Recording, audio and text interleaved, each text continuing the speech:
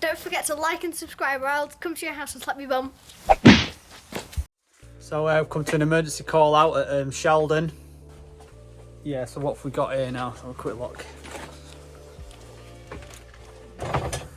We've got a tripping out, so we've got no power in the kitchen, and the neighbour's been round to have a look to see if he can see if he can fix it and stuff, but he's not been. He's unplugged everything, give everything a go like you would normally do, and it's still tripping out.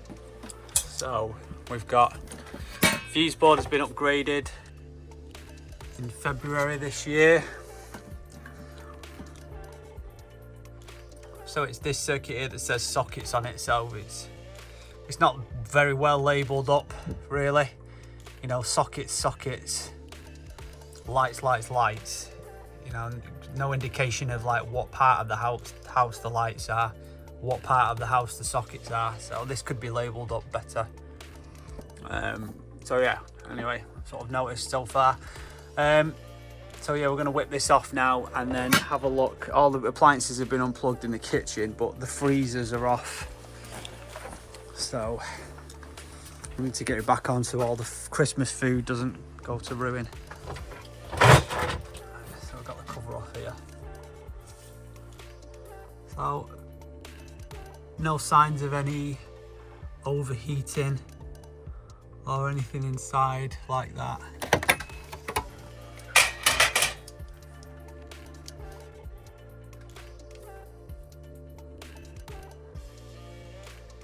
No heating, no damage, looks a fairly neat job. Grommet strip's been used. It's on a timber and it's on a combustible backboard, and no fire silicon's been used, so that's only one thing. Again, a couple of things I'd mark it down on her. No fire silicon, and the labelling could be better. So anyway, it's this RCBO here that is operating.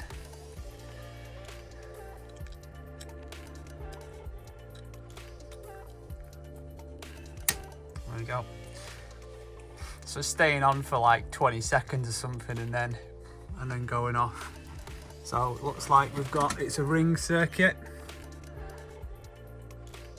So the neighbour's told me what he's done so far. He's been in and had a look around, unplugged the kitchen appliances, and he assumes it's on the kitchen circuit. So I'm just going to go around the house now and prove that it is only the kitchen circuits are off, because say if we've got one socket that's an outside socket off the kitchen circuit, or feeds another room and there's still some stuff plugged into it, so we need to first prove 100% what sockets are on that circuit that's off, and then make sure everything is completely disconnected. Then we can go from there and start trying to trace the fault once we've established that no appliances are connected. He's unplugged all the appliances that you can see, so that was still left on. Maybe that isolates the dishwasher. He seemed to think that did the lights under here, but obviously it doesn't. So the dishwasher is there. I'm assuming that is isolated by this FCU, so that was still on.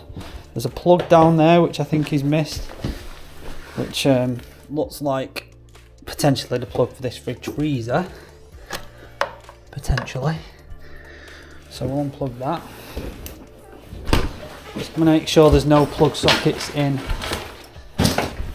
these cupboards, because usually at the backs of these cupboards we'll find the plugs for like the washing machine, dishwasher, fridges, freezers, hot taps, things like that, are normally local in the cupboards. There's normal practice and traditional practice is put an isolator on the countertop and then put a socket below, which you can't access once the built-in cupboard's in. So if the 13 amp plug top, the 13 amp fuse in the plug top goes for this appliance, you're knackered, because then you've got to like drag the whole thing out. But you've got a point of isolation on the counter if you ever need to isolate it. So that is a more traditional way of doing stuff. Now, less so, because you just put the socket in the cupboard and the point of isolation is in the cupboard. So there's that plug down there which he potentially missed. There's this FCU here which he missed. That's unplugged. We've got more appliances there. No. We've got an extractor there, so that must be on a different circuit because that's functioning. So we don't need to worry about that. No more hidden appliances anywhere. Okay. So now I'm going to prove that it is just these sockets that are off.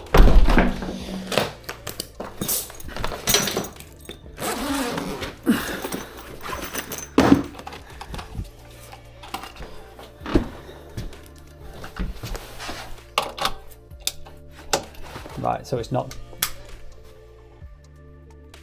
just kitchen, and that's got like a piece of tape over it because the switch seems to be a bit dodgy. So that's not, that's a bad sign there. So we've got a socket in the utility as well that isn't working.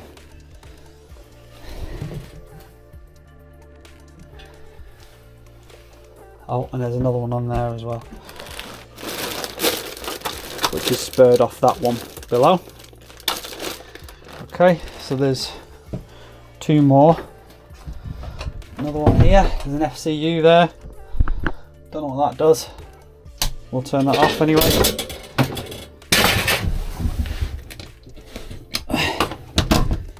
Another one, 3. Assume the SCU for now. 4.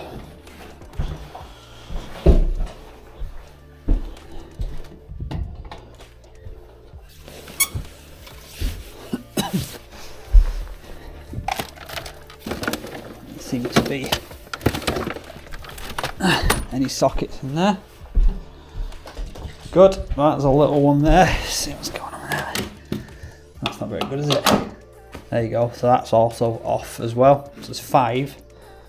Oh, there's a plug in there as well. Right, so it's like a little extension lead to the... Okay, so I'm going to have to just take these off here. So they basically put a socket into the...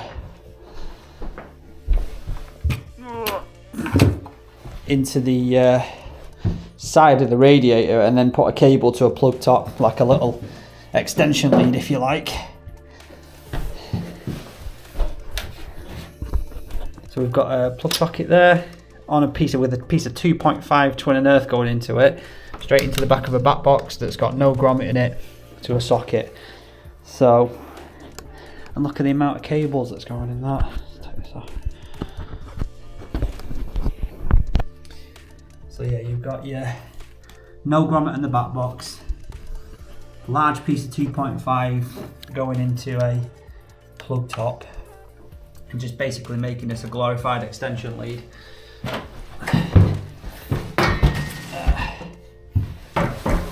And then you've got all these cables going into that. 1, 2, 3, 4 twin and earths going into the back of that. So that's not a good sign as well. Assume we're going to have some poor connections because of that. Where's my plug top gone? So yeah, so we've got another socket there that's dead. So that was 4 in there. So straight away, diagnosis by a neighbour was it's the kitchen sockets. Nothing is labelled up in the consumer unit to tell me to indicate what anything is.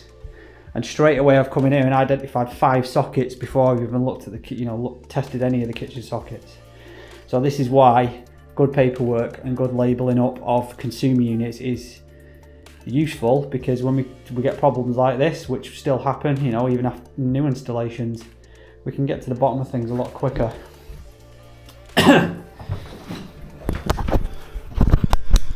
Okay.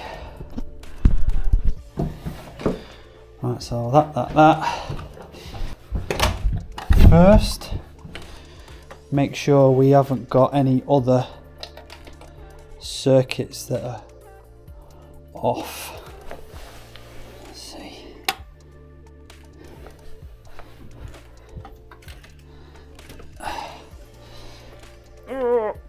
Okay, now. That is heavy. What's that plugged into?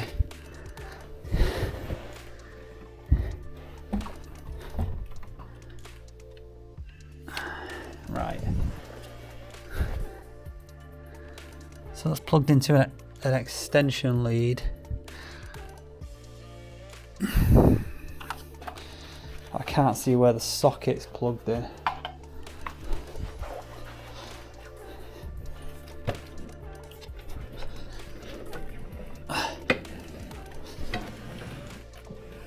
Oh. Okay. Right, so that in itself is very busy, isn't it? I mean, there's hardly any ampage being used here for this. So I won't be concerned about overload in that situation, but if we have to do a condition report and we can see that there's extension leads used because there's not enough sockets in places, we have to make a note of that, saying that the current setup basically isn't suitable. So there's one single socket where all these extensions are plugged in, and the little neon isn't on the extension lead, so yeah, so that's also off. So it isn't isolated to the kitchen at all. We've probably just got like one half of the house and another half of the house. What it looks like. Check the kitchen.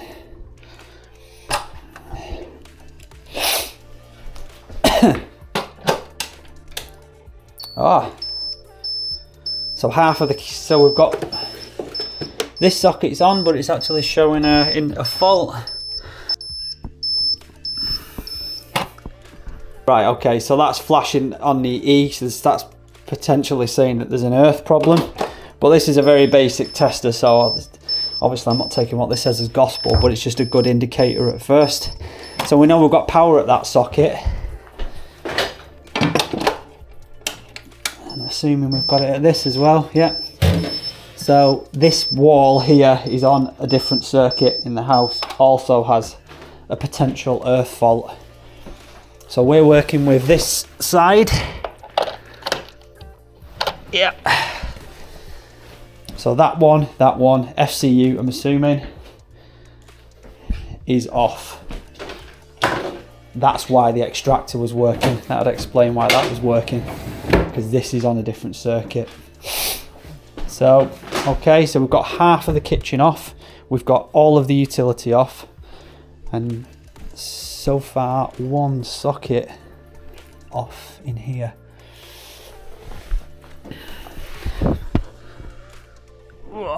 Right, that's on. You can see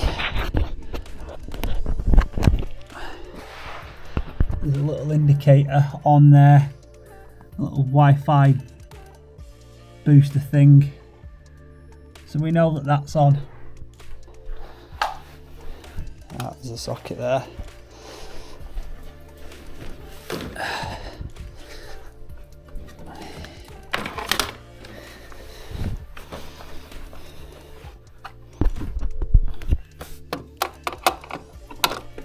Quite get my tester in.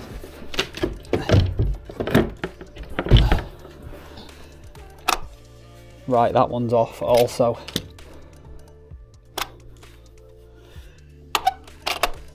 Yep.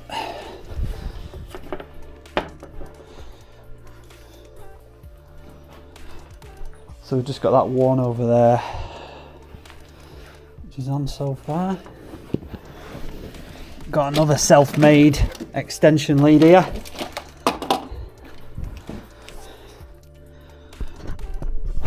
Bit of 1.5 twin and earth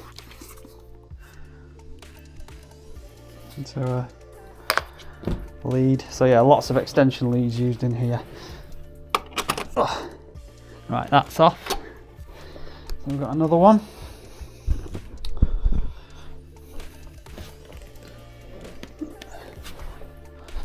Yeah, that'll be doing the Christmas tree, won't it?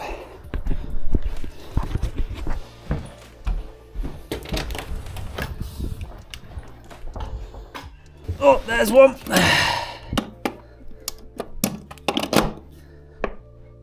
Alright, so we've got another one that's off.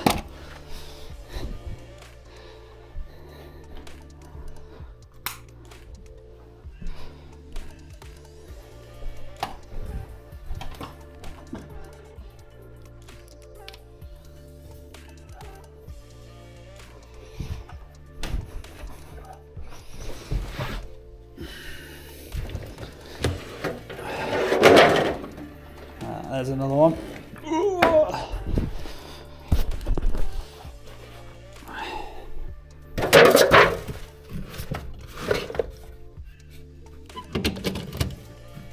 Yep, another one that's off.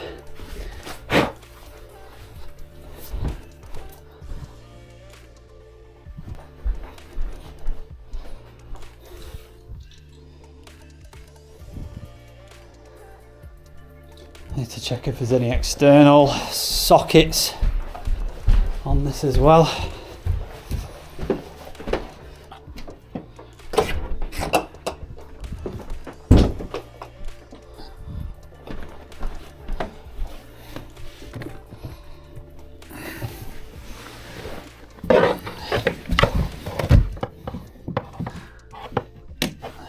Ah, right. That little light just came on over there, so good. That's also showing an earth fault. I think it was only 2 circuits, wasn't there? So that would show an earth fault. So how this is looking so far is that fuse board's been changed. He's put a sticker on it saying it was tested in February and it's good for 10 years. So far I'm out here because of a fault on something. Some of the wiring here looks absolutely terrible with what I've seen so far. There's broken sockets, and then the other socket circuit is showing a potential earth fault. So that proves to me that he hasn't done any testing whatsoever. He's just fit the board, put a sticker on it, and probably filled some sort of crap sheet out with a lot of false information on it. So yeah, that's how it's looking so far.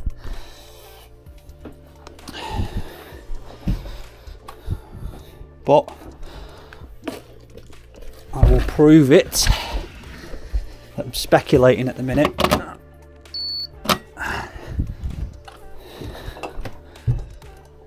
Right, so they're all on, so I don't need to worry about them.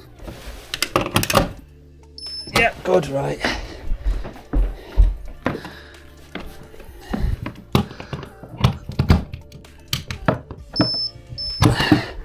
So it seems like we've got one circuit is the majority upstairs. We've got a little LED on that's on. So it seems like the majority, one of the circuits will be upstairs, and it does a few sockets downstairs, and then the other circuit does the rest of the house. So I've done everything in there, I've checked everything in there.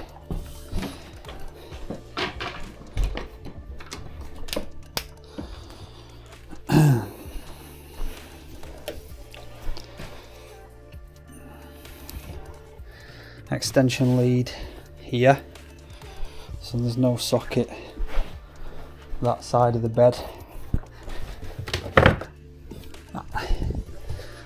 One behind this.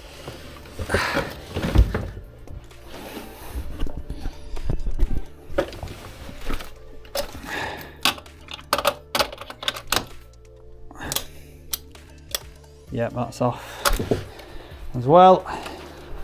And I'm assuming if there is one over here that this is off too. Come on.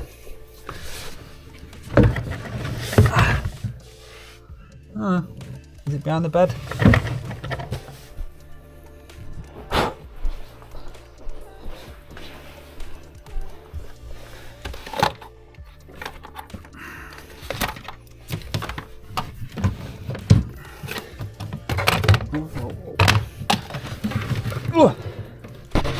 Must be behind the bed.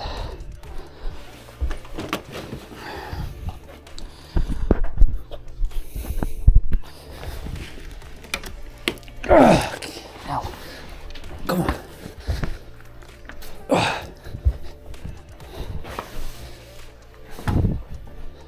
Yeah, double socket there.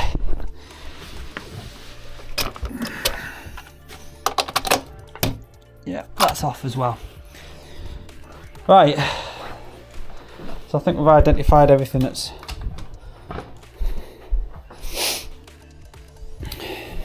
off, and then also unplugged everything that is on them circuits. So let's hopefully see if we switch it back on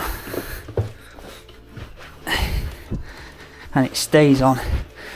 And regardless if it stays back on, I'm still doing some basic tests. So this place definitely needs a condition report to check this guy's work over. Okay. Right. Fingers crossed it's an appliance.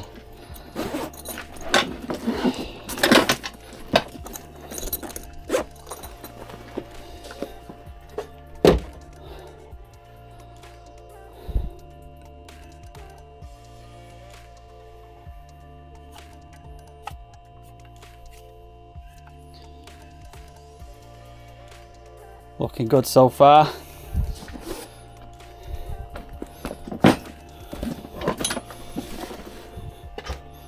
Doesn't seem to have operated, which is exactly what we wanted. I'll do a report based on information that I've seen, what I've found, you know, this video and you've seen and stuff, and then some recommendations. I'm just going to do a continuity check on that. And then the other socket circuit next to it, I'm going to do a continuity check on that. And then I'll just do some ZE tests. ZE test here, some ZS tests as well. But that's stayed on now, so it must have been something that was plugged into one of the socket circuits.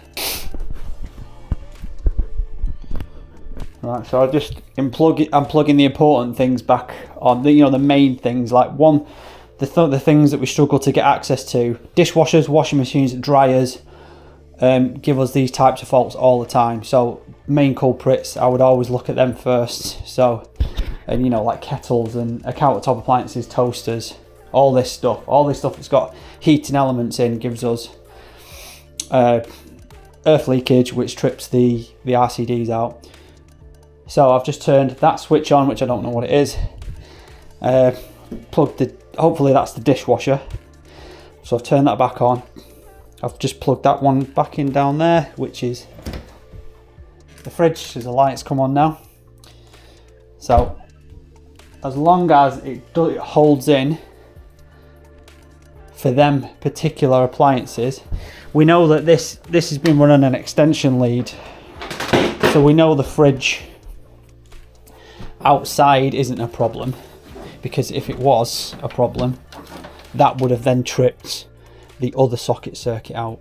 So I'm assuming this, again, you've got another like plug top with a piece of twin and earth straight into it there. Well, you're not supposed to use twin and earth in plug tops. It's supposed to be flexible cable, because it's portable appliances. So all portable appliances are supposed to have flexible cable on them. So that isn't right, which is like there's quite a few of them around the house. Again, I'd have highlighted this on a condition report. Washing machine. Let's plug that in. Also, appliances don't have to be on. Yeah, that can be plugged into this plug socket. There can be a problem existing on this washing machine. Doesn't necessarily need to be on. If there's a fault on a circuit board in here or something like that, or there's been an electrical part flooded inside the machine, that will just trip the RCD out. So just because this appliance isn't on doesn't mean that it can't trip the RCD out. So I'll put that on as well, because that's one of the main chunky appliances.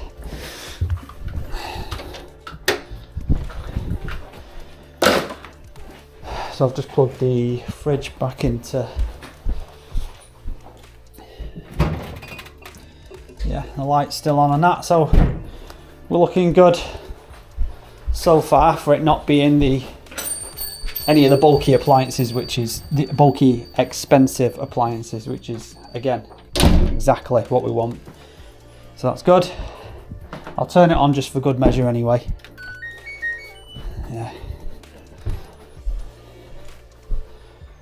There we know that's on. Yep, still on, yeah, not tripped out. Good. Let's get rid of these leads.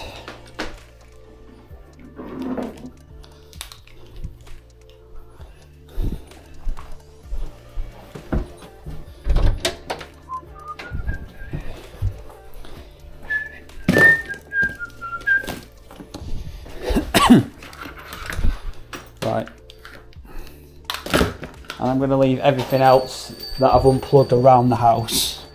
I'm leaving it unplugged because I don't want to go away, plug something back in again.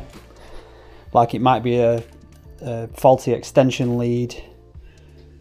You know, there's a million appliances plugged into all sorts in it. It could be any of them. It could be any one of these extension leads. So, yeah, I'm not plugging any of that stuff back in because I want the power to stay. I need the power to stay back on until the customer gets back to the house, and then they can go through a process of elimination of plugging one thing in at a time and seeing what it is that trips it out.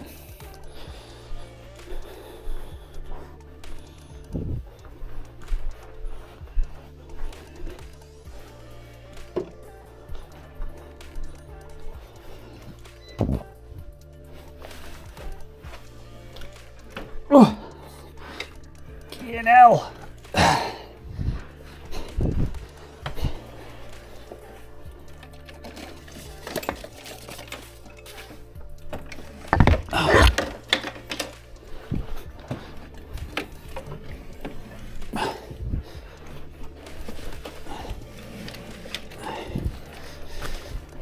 Oh.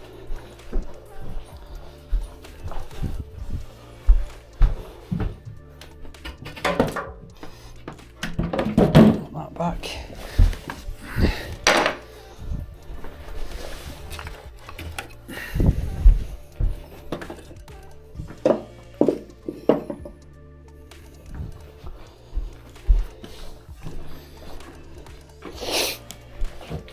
Alright, so I'll just, again, I'm not plugging any of that in. I'll just shove the bed back and that can all be dealt with later.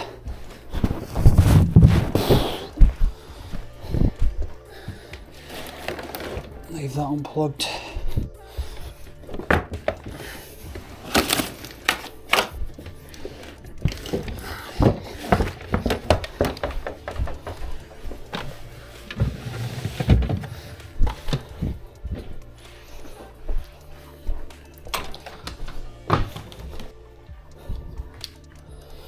Right, so upstairs is done.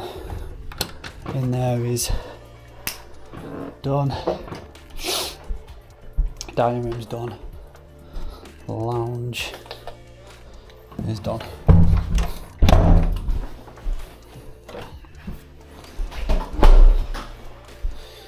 This is still on. Yeah, fridge is still on, so that's good. The dishwasher's been switched on and isn't tripping out. The washing machine's been switched on, it's not tripping out. Again, I'll leave all the countertop stuff unplugged in here because that's not important at the minute. So that'll do for that. I'll get back on the consumer unit now. Okay.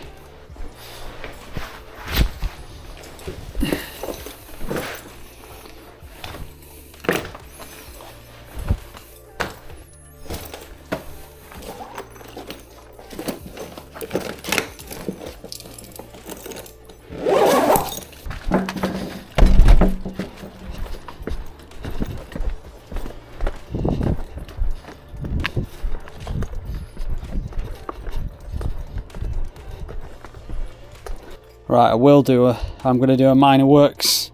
So even though I've not done any work, as I've changed any socket plates or switches or anything, I'm still going to do a minor work certificate where I can attach all these photos that I've taken, any observations that I've made, and any recommendations will also be on there, and it'll mention the circuits that I've obviously tested. Definitely needs some work doing here that hasn't been done the last time.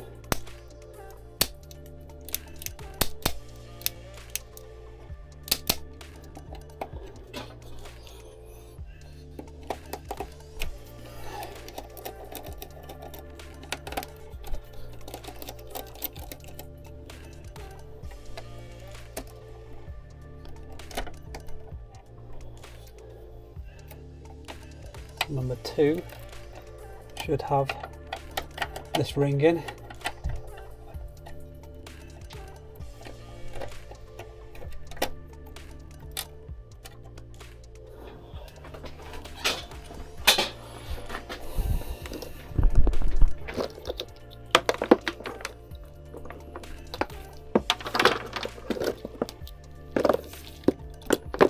I need to take a couple of ZS readings, don't I, as well?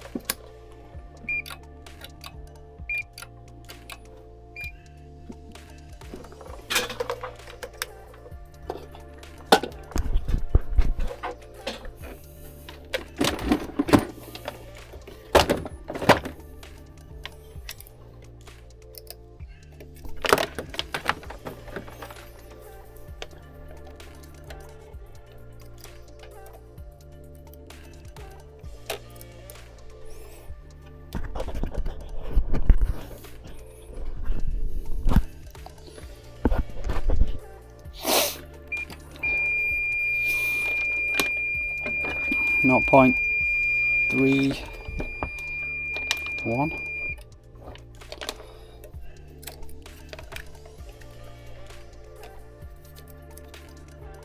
This is for the first circuit that had the fault on. Circuit number 3 this is, I'm working on at the minute. Right, so they're within what's allowed of each other. Whoa. Okay, so 0.54, so 0.3 31 for the live, 0.33 for the neutral, and then 0.53 for the earth.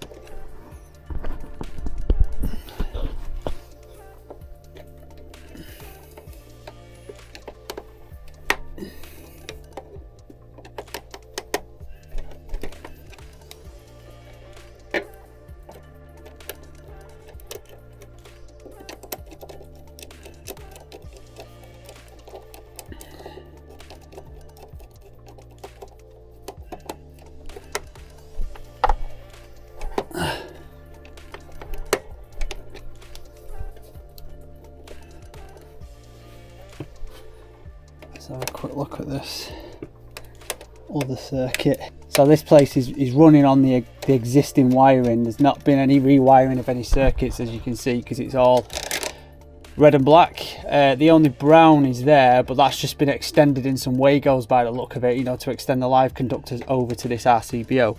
So yeah, with the, you know, these cables here could be 40 years old, 40 plus years old. And like I said, he has mentioned that it was tested 20th of February 2023. So we'll have to see if he's provided any certificates for that. He should have had an installation certificate for this. It should have had a Part P certificate from the local building control. Yeah. And the only thing is, with an installation certificate, people don't normally do a full test of the house after an installation certificate. They'll do some basic tests on an installation certificate because they've altered the consumer unit, so they have to do some basic testing of the inside of the house and the circuits, but not thorough. So I always provide, if we do a consumer unit change, I always provide an installation certificate and a full condition report as well, because I do the full testing when I do a consumer unit change. I test the house thoroughly after that, and then I provide both certificates to the customer as standard.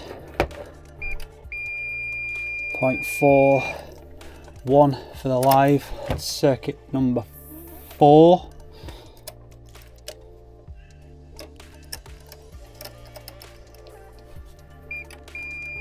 .39 for the neutral, circuit number 4. And the only reason why I'm checking this is because it was flashing up that earth fault on that tester, so I'm just going to do these basic tests, do these continuity tests, and then I'm going to check the ZS test on the inside as well, and make sure there's an earth coming into the consumer unit that's acceptable as well, so do a ZE test. 0.69 for the earth. Okay, so again they sound okay.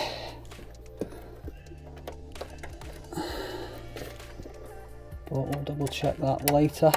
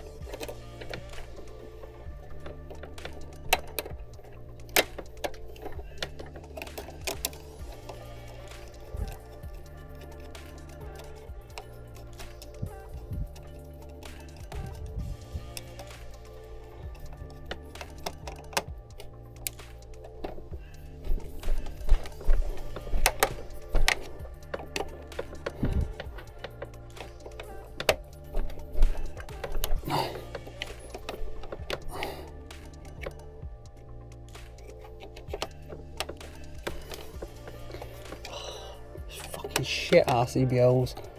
Fucking fuse box. Budget. This is also a budget consumer unit as well. So British General fuse box, CDG. This is a budget range consumer unit, and I don't like using this stuff because even just tightening them screws up on that, then all the screws are like leaning to the side, which makes your screwdriver slip off, and just poor build quality in general. ZE test.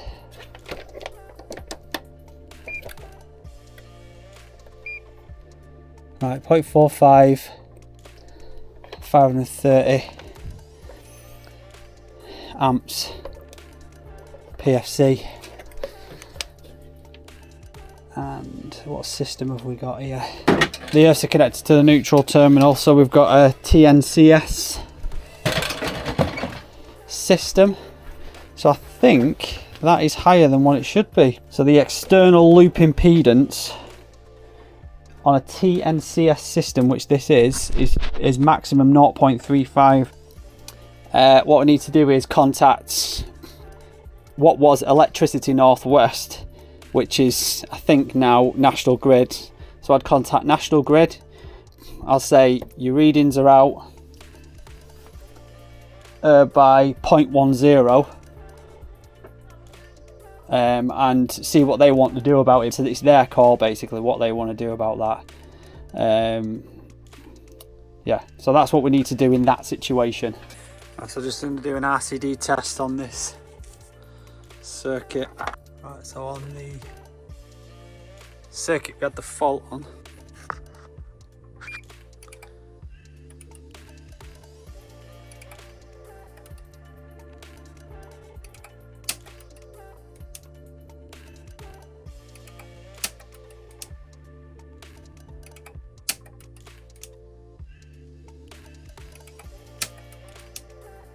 Okay,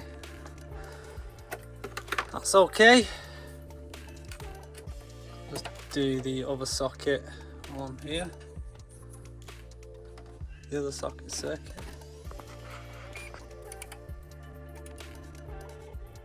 Number 4.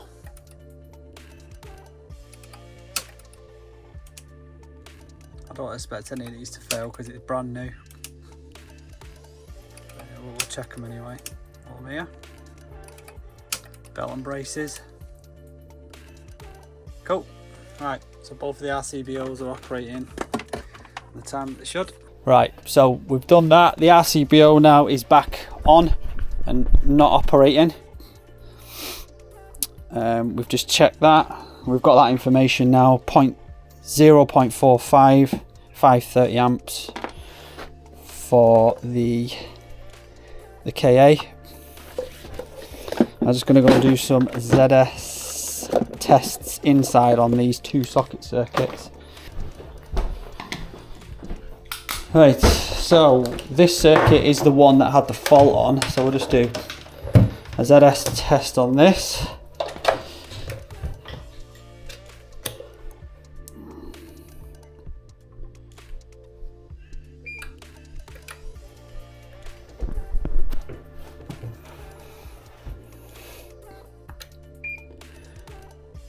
.66 ohms.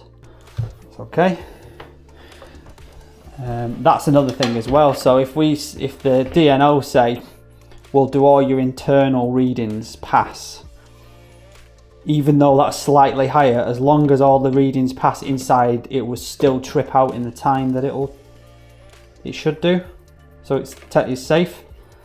But still, we have these values for reasons, so I still have to highlight it.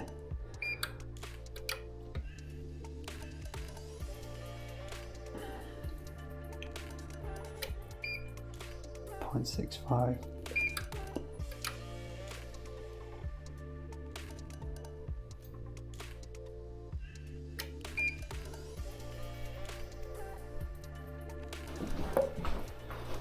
Let's do a couple more around the house.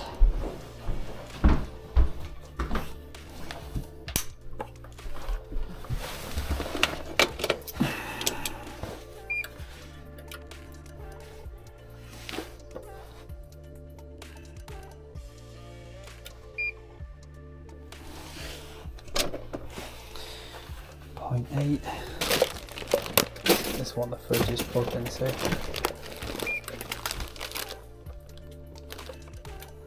Oh, fucking idiot.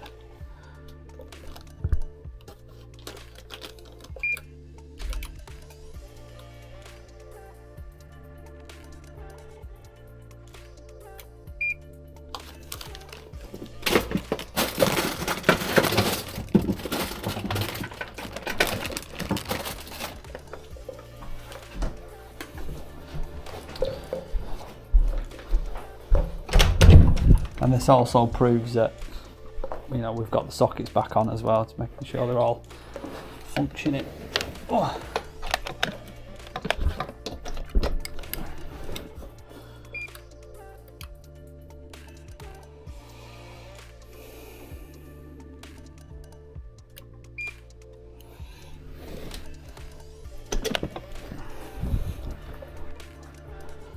.77.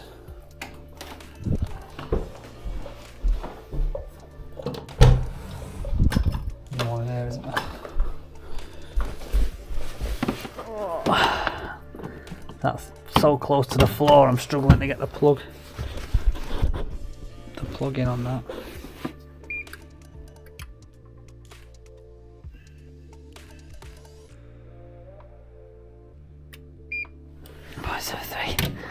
Oh, okay. Right, so power's back on. Tested them out. That's all okay. So look at this.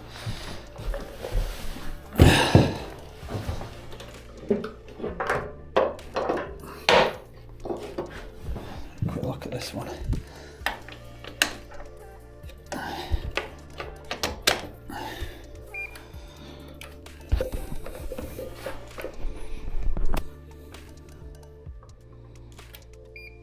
.65. Okay. Good. Okay, so this switch is connected to the socket circuit, which is the isolator for the heating, I've just found out. So all the dangerous homemade extension leads and stuff are not to blame for this particular situation, but should have been highlighted when it was tested. So the only thing that was off was that when I isolated I switched the isolator off downstairs while I was running around the house trying to find the issue, unplugging stuff. So that was one of the things that I isolated along with all the extension sockets. So it turns out it was whatever's on that FCU, and what's on the FCU is in here. So we've got this unit is what's connected to the thermostat talks to, and so that's why it's not visible. The customer can see this on his phone, you know, and control the heating. So there's an indication of we've got the power back on, but this still wasn't working, and it's because I'd left that switch isolated downstairs. So that FCU downstairs powers the boiler, and all the controls are up here. So all this is isolated at the minute. So these valves look like they've been changed recently, so they look fairly new. This heating controller looks fairly new. As you can see though on here, there's a lot of corrosion and all sorts of stuff on the pipe work.